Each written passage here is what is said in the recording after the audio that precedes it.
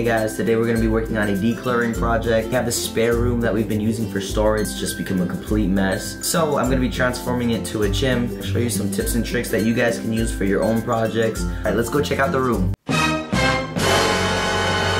Okay, let's start off with getting rid of some of this trash. You're going to be using plastic bags, but a great tip is to use the ones you get from the grocery store. For organization, we're going to use some plastic bins, but a great tip is to use cardboard boxes. This is going to be a cheaper alternative, and you can always find them for free at your local store. This is going to be great for storing some books, old toys or old clothes, things that you don't need anymore.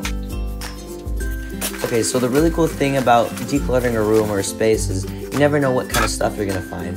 Here I found these stuffed toy animals, and I think it's going to be great for donating to a family in need. So a great tip is, if you find items that are still in good condition, you can always resort to donating. This is a win-win because you get to clear your space, and the things you donate might actually be useful or helpful to another family. Like they say, guys, one man's trash is another man's treasure. Okay, so here you can see that I'm actually putting those grocery bags to work.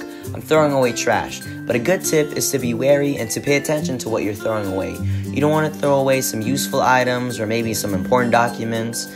I know it's overwhelming, but just take your time. It'll be totally worth it because you get rid of all the useless stuff and you don't throw away an important document like a birth certificate or something like that. If you have some furniture that's difficult to move, you can always go to your local store and you can find these furniture pads that you put under the legs. Great for moving it, and they also protect the floors.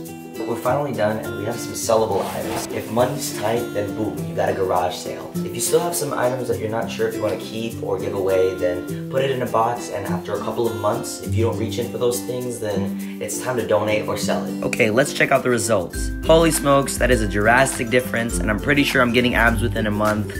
So good luck on your decluttering projects. Peace out, guys.